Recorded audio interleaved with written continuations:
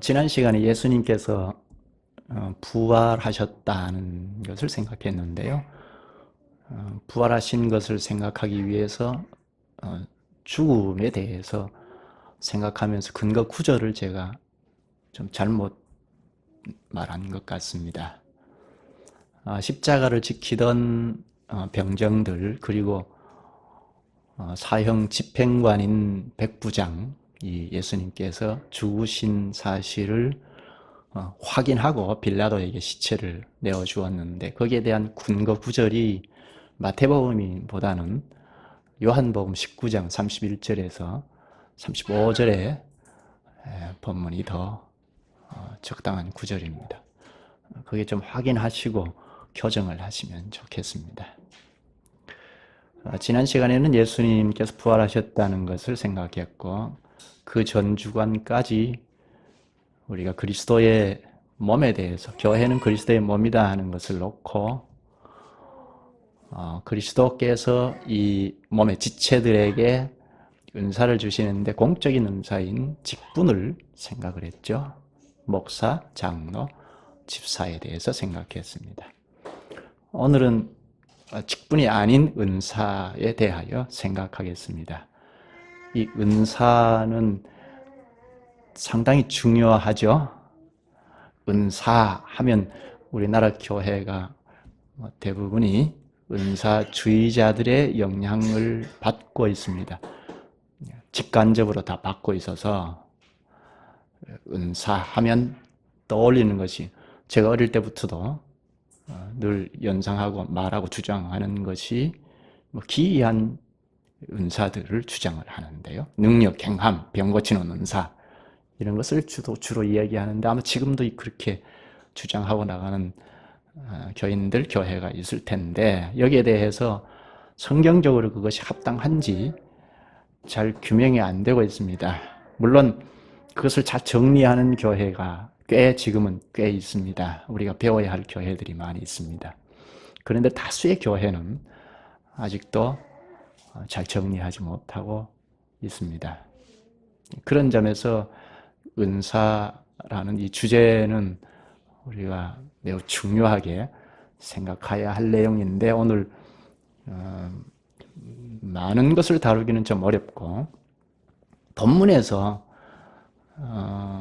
말하고 있는 은사, 초기 당시에 주어진 은사를 중심해서 좀 생각하겠습니다. 성경에 나와 있으니까 지금도 사용한다, 이렇게 해버리면 곤란한데, 은사주의자들은 그렇게 사용하거든요. 성경에 있지 않느냐 하거든요. 그런 점을 오늘 좀 잘 살펴서 보면서 하나님 말씀을 듣고 정리하면 좋겠습니다. 은사가 무엇인가? 은사할 때 카리스마, 선물로 번역할 수 있습니다. 은사보다는 선물이 좀 더 쉽죠. 왜 은사로 번역했는가? 한문으로 번역한 건데, 은혜의 은자, 하사한다 할 때 사자, 은혜를 하사한다. 임금이 신하에게 선물을 하사할 때 사용한 말입니다. 왕이신 그리스도께서 신하이신 우리에게 선물을 하사한다는 뜻에서 은사로 번역한 것 같습니다. 잘 번역한 거죠. 그런데 은사가 옛말이고 한문에서 온 것이니까 쉬운 말로 번역하자면 선물로 하는 것이 좋습니다. 은사나 선물이나 같은 뜻입니다. 그리스도께서 선물을 우리에게 주신다는 겁니다. 그런데 오늘 본문 4절에 보면 은사는 여러 가지나 성령은 같고 합니다. 여러 가지 은사가 있는데 성령께서 주신다는 겁니다. 11절에 그러죠. 성령께서 선물 나누어 주신다고 합니다. 그리스도께서 주신 것, 성령께서 주시는 것, 삼위 하나님께서 선물을 주신다는 겁니다. 직분을 생각할 때도 그렇게 생각했죠. 그리고 5절에 보면 직분은 여러 가지나 주는 같으며 하죠. 여러 가지 직분이 있지만 같은 주님을 섬긴다는 것입니다. 6절에는 사역은 여러 가지나 사역을 이루시는 분은 같은 하나님이라고 합니다. 직분이나 은사를 하나님께서 사용하셔서 이루신다는 겁니다. 하나님께서 사용하신다는 것이 참 중요합니다. 은사나 직분 그 자체는 큰 의미를 둘 수 없습니다. 그것을 하나님께서 주시고 하나님께서 사용하시기 때문에 의미가 있죠. 은사는 하나님께서 사용하신다는 것, 은사나 직분은 하나님이 쓰신다는 것과 분리하면 안 됩니다. 은사주의자들은 은사 그 자체의 의미를 크게 두고 있죠. 은사가 있으면 뭘 다 하는 것처럼 생각합니다. 은사나 직분이 잘 갖추어져 있다 하더라도 교회가 저절로 서가는 것이 아닙니다. 주님께서 쓰셔야 한다는 것, 쓰신다는 것, 이것을 아주 중요하게 생각해야 합니다. 이것은 지금 오늘 본문의 첫 독자인 고린도 교회를 봐도 쉽게 알 수 있습니다. 저 뒤쪽으로 가면 고린도전서 1장 7절에 보면 모든 은사에 부족함이 없다고 합니다. 고린도 교회가 모든 은사에 부족함이 없다, 풍족했다는 겁니다. 그리고 1장 5절에는 모든 언변과 지식에 풍족했다고 합니다. 말하는 것, 또 지식도 풍족하고 은사에 부족함이 없고 풍족한 교회였다는 겁니다. 그런데 고린도 교회가 잘 서갔습니까? 우리가 상식적으로 잘 아는 것이지만 고린도 교회가 사도 시대 교회들 중에 가장 큰 문제를 다 내함하고 있었던 교회 아닙니까? 분쟁이 심화되었고 지다툼, 질투, 당파 싸움, 이것이 교회 안에서 해결이 안 되니까 사회법정에까지 호소하는 이런 치부를 막 세상에 드러냈습니다. 교회가 잘 설 수 없었죠. 고린도 교회는 바울이 1년 반 정도, 1년 6개월 정도 머물면서 복음을 전해서 교회가 선 교회입니다. 1년 반 집중적으로 가르치고 배우면 웬만한 도리들은 다 배우고 깨달을 수 있습니다. 그럼 교회가 잘 설 수 있습니다. 고린도 교회가 그런 교회였습니다. 그리고 거기다가 아볼로가 와서 복음을 더 가르쳤습니다. 아볼로는 탁월한 가르침을 가르치는 교사입니다. 또 베드로 사도도 가서 가르쳤다고 합니다. 그런데 이에 비해서 옆에 데살로니가 교회는 바울이 한 3주 남짓, 한 달도 채 안 되게 복음을 전해서 선 교회라고 합니다. 매일같이 불철주야 모여서 복음을 가르치고 배웠다 하더라도 우리가 매주 한 번씩 모이면 1년 52주 정도 되는데 1년 동안 배운 양 이상 넘어가지 않겠죠. 그렇게 한 달도 채 안 되게 복음을 전한 교회인데 데살로니가전서 1장 7절에 보면 마게도냐와 아가야에 있는 모든 사람들의 본이 되었다. 모든 믿는 자의 본이 되었느니라 합니다. 마게도냐는 요즘 마케도니아 전 지역입니다. 아가야는 고린도 교회가 있는 지역인데 요즘 그리스 전 지역입니다. 마케도니아와 그리스 전 지역이면 굉장히 넓은 지역인데 거기에 모든 믿는 자들의 본이 되었다고 합니다. 데살로니가 교회가.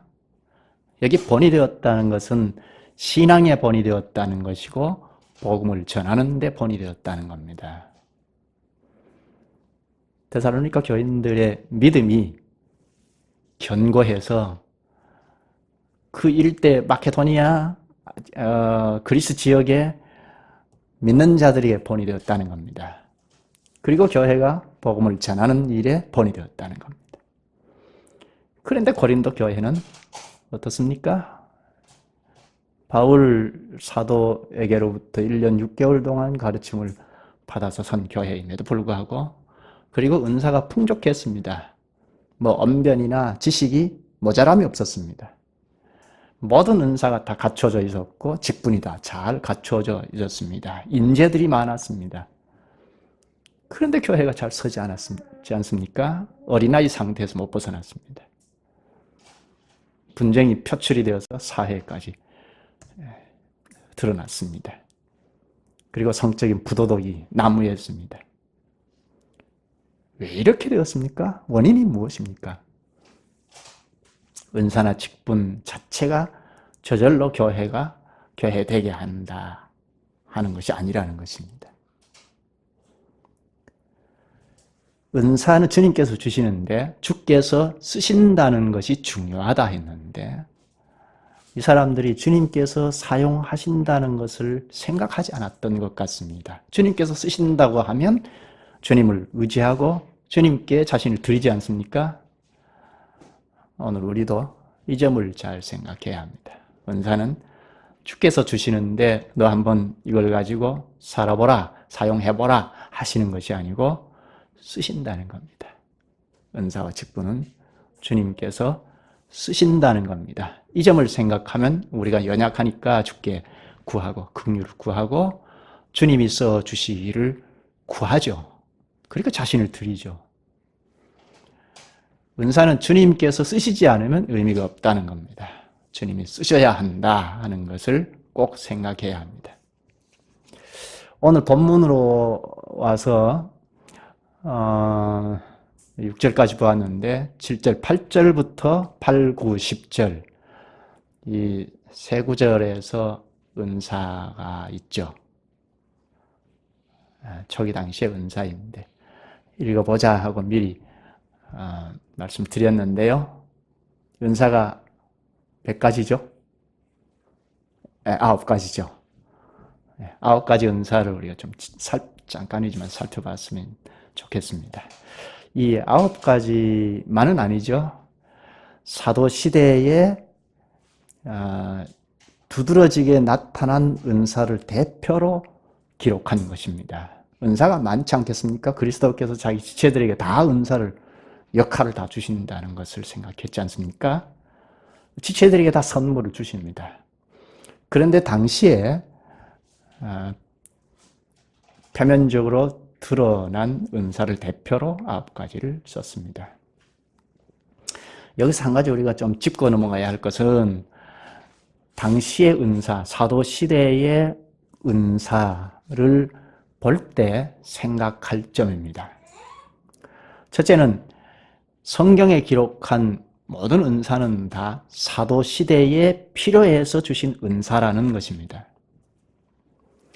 성경에 있으니까 오늘 우리도 이걸 추구하자, 그렇게 직대입해서 사용하면 안 된다는 것을 꼭 생각해야 합니다. 여기 본문에 나와 있는 9가지 은사는 그 당시에 주님께서 그 교회를 세우시기 위하여 주신 은사라는 것을 반드시 생각해야 합니다. 사도 시대의 특징이 무엇이죠? 사도 시대 하면 특징. 중요하게 생각할 것은 신약 성경은 아직 기록 당시니까 없다는 것. 신약 성경이 없다는 것은 복음이 아직 확정되지 않았다는 겁니다. 그래서 이 사람 저 사람 이것이 복음이다, 이것이 구원의 도리다 하고 말할 수 있는 상황이었다는 겁니다. 요즘은 성경을 놓고 보면 성경에 충실하면 금방 복음이 무엇인지 정리할 수 있지 않습니까? 그러나 당신은 너도 나도 이것이 복음이다, 이렇게 예수를 믿고 구원 얻는다 하고 가르칠 만한 시대였다는 겁니다. 복음이 확정되지 아니한 시대, 또 복음이 확정을 하면서 사도적 교회를 이루어야 하는 시대, 이게 사도 시대의 특징입니다. 그런 상황에서 주님께서 은사를 주신 겁니다. 그래서 그 당시에는 능력 행함, 병 고치는 은사 같은 것이 필요해서 주신 것입니다. 병 고치는 은사를 생각해 볼까요? 너도 나도 복음은 이것이다 할 수 있지 않습니까? 오늘 앞에 성경 낭독 시간에도 보았죠. 안디옥 교회 유대 기독교인들이 와서 예수 그리스도를 믿어서 구원 얻지만 거기에 보태야 할 것은 구약의 율법도 지켜야 한다, 할례도 받아야 한다 하지 않았습니까? 당시에는 그런 실정이었습니다. 그러므로 그런 것들을 물리치고 그리스도의 복음은 이것이다 하고 확정하고 또 교회를 세워야 합니다. 근데 이런 능력, 행함, 병 고치는 은사, 이런 독특한 은사들, 신비한 기이한 은사들은 다 사도들을 중심해서 일어났던 은사입니다. 주께서 사도들을 중심해서 주어진 은사입니다. 그러니까 사도들이 복음을 확정하고 사도적 교회를 세우는데 필요해서 병 고치는 은사를 행했던 겁니다. 믿음이 있건 없건, 꼭 상대가 믿음이 있어야 고쳐진 것이 아니고 믿음이 있건 없건 다 고쳤습니다. 그래서 봐라, 이것이 복음이다. 그것은 복음이 아니다. 그리고 이것이 주님의 교회다 하고 세워갈 수 있도록 하신 것입니다. 능력, 행함도 방언도 마찬가지입니다. 9절에 보면 영들 분별함이 있는데요. 분별의 은사. 그것도 성경에 없던 때이니까 어떤 것이 성령의 가르침인지 복음인지 어떤 것이 그릇된 이단적인 가르침인지, 당시에는 영지주의 가르침, 금욕주의 가르침이 있었거든요. 그건 성령의 가르침이 아니지 않습니까? 그러니까 그런 것들을 잘 분별하려면 영들 분별의 은사가 필요했던 겁니다. 지금은요. 지금은 그런 독특한 영들 분별의 은사가 없어도 기록으로 완벽하게 우리에게 제시해 준 신약 성경이 있습니다. 그래서 성경으로 돌아가서 이 성경 말씀에 충실하면, 첫째는 강단의 설교인데요. 설교가 성경에 충실한 해명이 선포되면 그릇된 영들의 가르침, 이단적인 가르침을 금방 분별하죠. 그래서 복음은 이것이다 하고 사도적 교회를 세울 수가 있습니다. 사도시대에, 고린도 교회도 사도시대이죠. 동시대, 사도들이 살아있을 시대의 문제였습니다. 그러므로 사도시대에 주어지는 은사는 반드시 우리가 생각해야 할 것은 사도시대의 특성을 생각하고, 그러니까 복음이 확정된 계시, 기록 계시인 성경에 없었던 시대였다는 것, 그래서 복음을 확정해야 하고, 그래서 사도적 교회를 세워야 하는 과제가 있었기 때문에 주님께서 그런 신비한 은사가 동반되게 하셨다 하는 것, 특히 사도를 중심해서 그런 기이한 현상이 동반되는 은사가 주어졌다는 것을 생각해야 합니다. 그러나 지금 은사주의자들이 말하는 것처럼 병 고치는 은사, 지금은 기도해서 고쳐지는 일이 있죠. 의학으로 못 고치는 것도 같이 기도해서 고치는 일은 있습니다. 그러나 은사로 고치는 일은 지금은 없습니다. 은사주의자들이 어떻습니까? 이렇게 기도하거나 해서, 안수하거나 해서 고친다고 하죠. 그래서 고치는 경우도 있고, 또 고칠 수도 있어요. 근데 안 고쳐지면 당시 기도가 부족하다고. 그렇게 해서 보내죠. 그러면 항상 100%다 고치죠. 기도가 부족해서 못 고치는 건 자기 책임이 아니잖아요. 은사주의자들이 이렇게 하는 것을 인터넷 유튜브에 들어가면 볼 수가 있습니다. 그런데 잘 살펴보면 성경에 불충실하고, 그게 아주 큰 문제이고, 그리고 교회관이 부족합니다. 어느 시대에든지, 초기 시대에도 은사가 주어질 때 그 목적은 그리스도의 교회, 사도적 교회를 세우는데 목적이 있었는데, 지금 은사주의자들이 교회관이 부족합니다. 주께서 교회관이 부족하고 성경에 불충실하고 하는 자들에게 초기 시대에 주어진 은사를 주신다고 가정하더라도 주실 까닭이 없죠. 교회관이 희미한 사람들에게 그런 특이한 은사를 주실 까닭이 없지 않습니까? 이런 점을 반드시 성경에 나온 은사를 볼 때 첫째로 생각해야 할 점입니다. 그리고 둘째는 초기 시대에 주어지는 은사 중에도 지금도 유효한 은사가 있다는 것입니다. 대표로 말씀을 가르치는 은사, 그것은 지금도 필요하죠. 하나님의 말씀을 가르치는 은사는 어느 시대에나 필요합니다. 초기 시대에는 사도를 중심으로 해서 말씀 가르치는 일을 했는데 사도 직분은 비상적인 은사라고 했죠. 비상적인 일시적인 직분입니다. 그래서 사도 시대 이후에 사도가 계속 필요치는 않습니다. 그러나 사도들이 가르친 은사, 가르치는 은사, 하나님의 말씀을 대언하는 은사는 어느 시대에나 있어야 하죠. 하나님의 말씀이 대언되지 않으면 교회가 섰다 하더라도 하나님의 지도를 받아서 설 수가 없죠. 하나님은 말씀과 함께 계시는데 말씀이 대언이 되지 아니하면 하나님의 지도를 받지 못해서 하나님의 교회답게 설 수가 없습니다. 그러므로 어느 시대이든지 가르치는 은사는 있다. 오늘에도 은사, 가르치는 은사는 목사이죠. 목사는 어느 시대이든지 있다는 것을 생각해야 합니다. 또 하나는 은사를 주신 목적이 무엇인가 하는 것을 생각해야 합니다. 은사나 직분은 다 주신 목적이 뭐라고 했죠? 그리스도의 몸을 세우기 위함이라 했죠. 에베소서 4장 12절에 그리스도의 몸을 세우려 하심이라. 은사 자체는 의미가 없습니다. 그 자체의 은사를 주님께서 주셔서 사용하셔서 그리스도의 몸답게 세우는 것을 목표로 하고 있습니다. 그리스도의 몸답게 세워가면 그 몸의 머리이신 그리스도께 영광이 되죠. 그러니까 은사와 직분을 주신 궁극적인 목적은 그리스도께 영광입니다. 그리스도께 영광 돌리라고 은사를 주셨습니다. 이 점을 꼭 생각해야 합니다. 성경에 나온 은사를 볼 때 한 세 가지 꼭 생각해야 합니다. 성경에 나온 모든 은사는 사도 시대에 필요해서 주께서 주신 은사다. 그런데 둘째로 오늘날에도 유효한 은사가 있다 하는 것.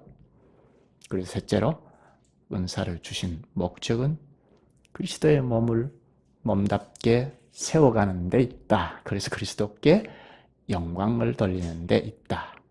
세 가지를 반드시 생각하고 은사를 살펴봐야 합니다.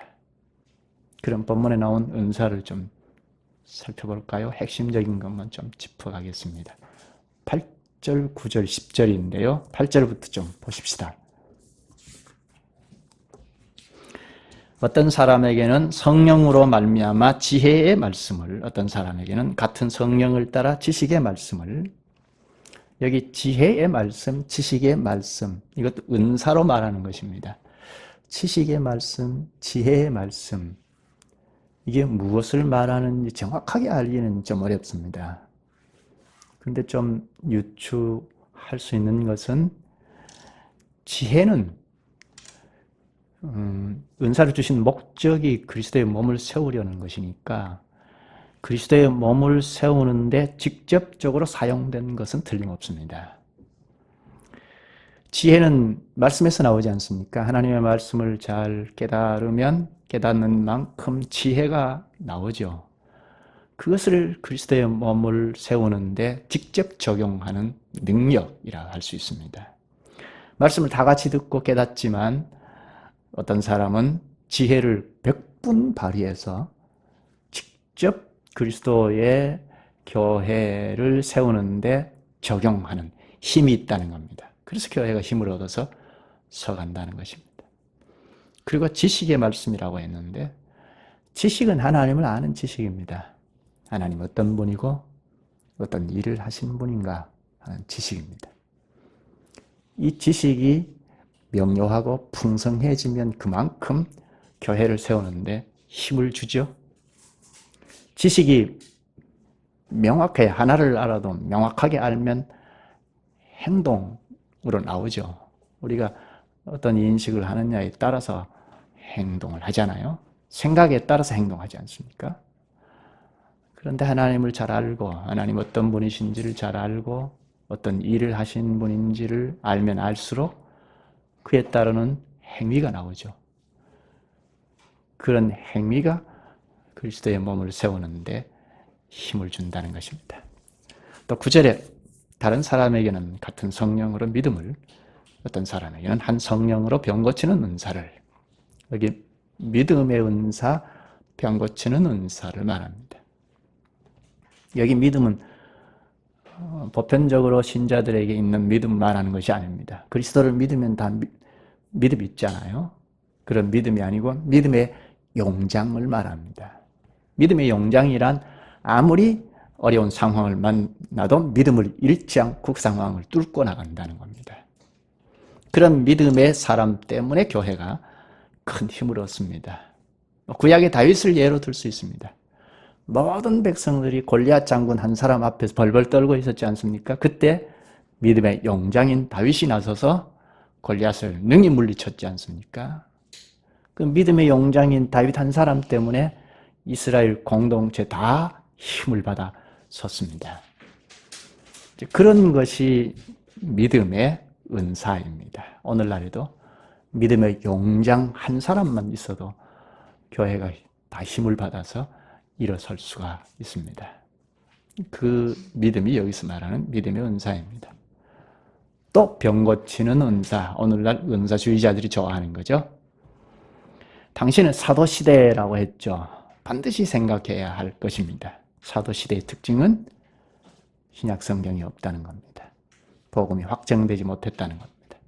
그럼에도 불구하고 사도적 교회가 서야 합니다. 그런 데서 병 고치는 은사가 주어졌습니다. 특히 사도들을 중심해서 주어졌습니다. 믿음이 있건 없건 다 고쳤습니다. 믿음이 병 고치는 은사가 있으니 은사로 발휘된 거니까 상대가 믿음이 없어도 고쳤습니다. 예수님도 상대의 믿음 여하에 따라 고치고 안 고치고 하지 않았죠? 믿음이 없어도 다 고쳤죠. 그래서 봐라 하나님 나라가 오지 않았느냐 하고 보여주셨는데 사도들에게도 그와 같이 병 고치는 은사를 행하도록 하셔서 사도들이 전하는 복음이 맞지 않느냐 봐라. 그겁니다. 사도들이 세운 교회가 참 교회이지 않느냐. 거짓 교회들이 있었지 않겠어요?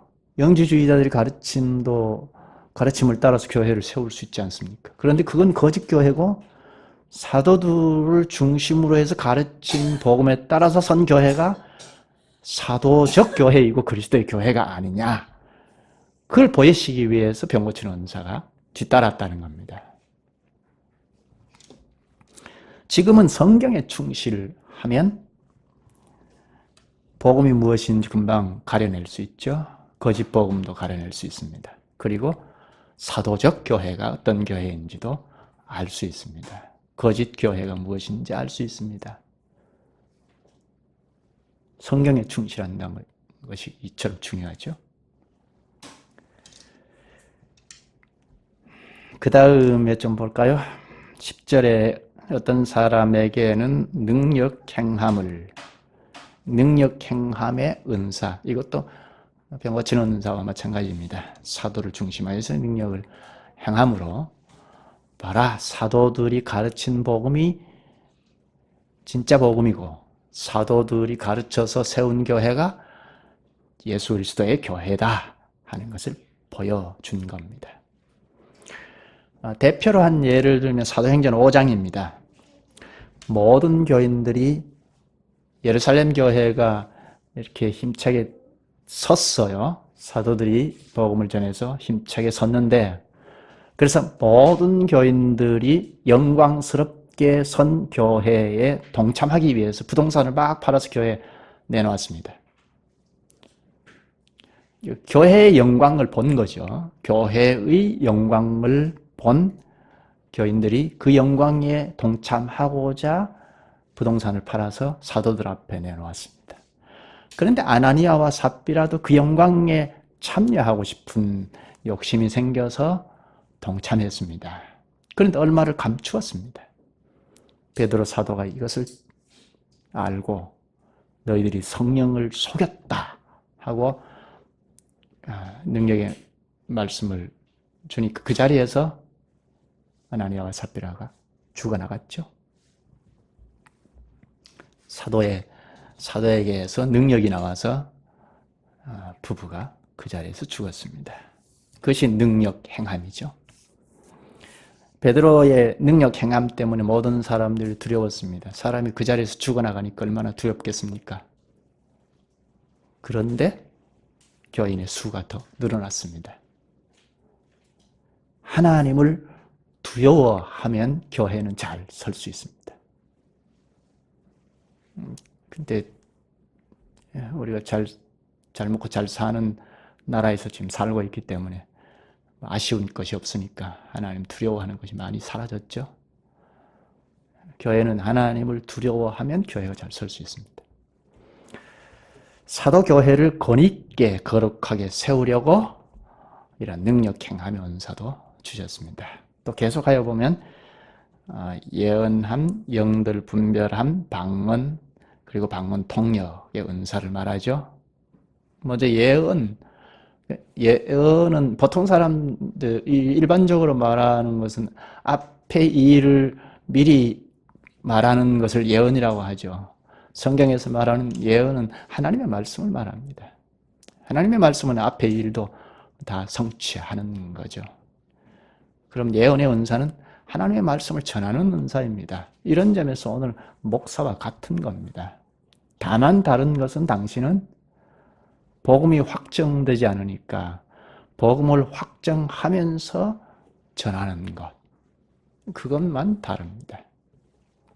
그 다음에 영들 분별함입니다. 당신은 복음이 확정된 신약 성경이 없던 때이기 때문에 복음은 이것이다, 아니다 이것이다 하고 분분할 수 있죠. 그래서 분별한다는 것이 매우 중요합니다. 가령 금욕주의나 영지주의자들의 가르침은 성령의 가르침이지 아니지 않습니까? 이단적인 가르침이죠. 그러니까 그것을 분별해서 거부해야 합니다. 그래서 영들 분별하는 은사가 주어졌습니다. 그러나 지금은 그런 특이한 은사가 없어도 성령과 말씀에 충실하면 이단의 가르침을 쉽게 분별할 수 있습니다. 그것이 영들 분별의 은사라고 할 수 있죠. 성령과 말씀에 충실해서 이단의 가르침과 참 가르침을 분별해내면 그게 영들 분별의 은사이죠. 또 각종 방언, 이 방언도 참 문제가 많죠. 방언은 지역 말입니다. 외국말이라는 말입니다. 외국 사람들에게 복음을 전하려면 그 사람들의 말을 해야 전할 수 있죠. 그 사람들의 말을 요즘이야 다 배우지만 배우지 아니한 당신은 복음을 전하기는 해야 하는데, 그래서 주께서 방언의 은사를 주신 것입니다. 대표적으로 사도행전 2장을 들 수 있죠. 외국에 흩어져 있던 유대인들이 오순절 절기를 지키기 위해서 예루살렘에 모였습니다. 사도들이 그들에게 복음을 전하기 위하여 복음을 전했는데 외국에서 살다가 온 유대인들은 못 듣죠. 하나님의 말씀을 듣지 못합니다. 그래서 하나님께서 방언의 은사를 주신 것입니다. 사도를 중심으로 해서 제자들에게 방언의 은사를 주셔서 베드로 사도가 전하는 것을 그 사람들의 말로 제자들이 여기저기에서 아마 전했을 것입니다. 그게 방언의 은사입니다. 고린도 교회도 마찬가지입니다. 고린도 교회도 말이 하나로 통일되어 있지 않고 외국에서 모여든 성원들입니다. 그래서 외국말로 복음을 전할 필요가 있었을 것입니다. 그래서 주님이 방언의 은사를 주셨습니다. 고린도 교회가 방언의 은사가 있었다면 그렇게 생각할 수가 있습니다. 방언의 은사가 실제로 있었다, 아니다, 중얼거리는 그런 넋두리 같은 이런 것이다. 그건 은사가 아니다. 그렇게 생각할 수도 있는데 방언의 은사가 주어졌다는 가정하에 생각하더라도 외국말 은사다는 것입니다. 또 어떤 이에게는 어떤 사람에게는 방언들 통역함을 주시나니 하는데 외국말로 전할 때 회중들은 외국말을 모르는 회중들은 모를 수 있죠. 그래서 통역의 은사를 가진 자가 통역을 해주면 회중들이 다 알죠. 그래서 통역하는 자가 없으면 방언하지 말라고 고린도전서 14장 28절에서 말합니다. 고린도전서 13장, 14장까지 좀 잘 배우면 방언 문제 같은 것도 쉽게 정리할 수 있을 것입니다. 기회 되면 좀 배우겠습니다. 이렇게 9가지 은사 본문에 나온 것을 생각했는데 고린도 교회나 예루살렘 교회나 다 같이 사도적 교회, 그리스도의 교회인 것을 확증하고 주님께 영광 돌리도록 당시에 주어진 은사입니다.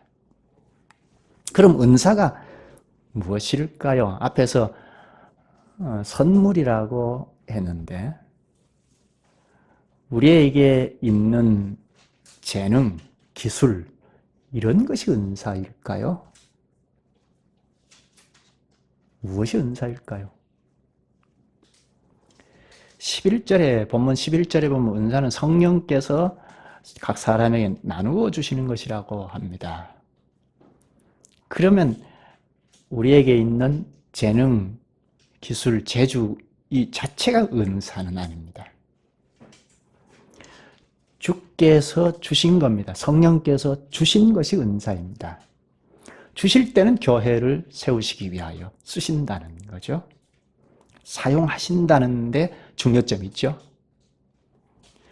그럼 주님께서 교회를 세우시기 위하여 주신 것이니까 교회에 요청이 있을 때 그게 은사입니다. 가령 나는 음악을 잘합니다. 피아노를 잘 칩니다. 그럼 그 자체가 은사는 아닙니다. 교회 은사는 아닙니다. 하나님께서 일반 은총 하에 주신 것입니다. 그런 점에서 선물이라고 할 수는 있죠. 하나님께서 일반 은총 하에 학습을 통해서 주어진 것이니까 그런 점에서 좀 큰 틀에서는 선물이라고 할 수 있는데 교회 은사는 아니라는 것입니다. 근데 교회에서 요청해서 필요로 해서 사용하실 때 그것은 은사가 되죠. 따라서 은사를 가졌다고 자기 자랑을 할 수 없습니다. 교회를 세우는 데 주신 선물이기 때문입니다. 은사는 주님께서 주십니다. 그러므로 주님께서 주신 것을 생각하고 주께 드려야 하죠. 자신을 주께 드릴 때 은사 또 직분이 교회를 세우는 데 쓰십니다. 우리의 반응이 중요하죠. 인격적 반응이 중요합니다. 주께서 우리를 막 기계적으로 갖다 쓰시는 것이 아닙니다.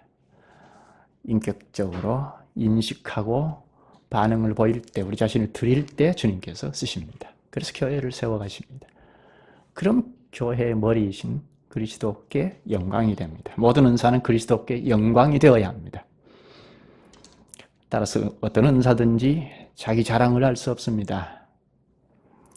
또 다른 사람의 은사를 멸시할 이유도 없습니다. 열등의식을 가질 필요도 없습니다. 은사는 다 귀합니다. 주께서 주신 은사라면 다 귀합니다. 본문 21절을 보면 눈이 손들어 내가 너를 쓸데없다 하거나 또한 머리가 발들어 내가 너를 쓸데없다 하지 못하리라. 다 귀하다는 겁니다. 25절에는 몸 가운데서 분쟁이 없고 오직 여러 지체가 서로 같이 돌보게 하셨느니라. 교회를 건설할 목적으로 그리스도께 영광 돌릴 목적으로 주셨기 때문에 은사는 다 존귀하다, 다 귀하다는 것입니다. 기도하시죠. 자비하신 주님, 주님께서 교회를 건설하도록 은사를 주신다는 것을 가르쳐 주셔서 주님이 쓰실 때 은사가 은사다워진다는 것을 알게 하시오니 감사옵나이다. 주님께서 쓰셔야 하기에 은사를 자랑 삼을 수 없고 또 열등감을 가질 필요도 없고 서로의 은사를 귀하게 여기고 무엇보다 그리스도의 몸을 세워가는 데 쓰이기를 기하고 다 함께 협력하는 것이 필요하고 그래서 그리스도께 영광이 되어야 함을 저희가 다 명확히 알게 하여 주시옵소서. 또 사도시대의 교회를 세우라고 주신 은사가 무엇인지 분별하는 은혜도 주셔서 이단적인 가르침에 속아 넘어가지 않게 하여 주시옵소서. 예수님의 이름으로 기도하옵나이다. 아멘.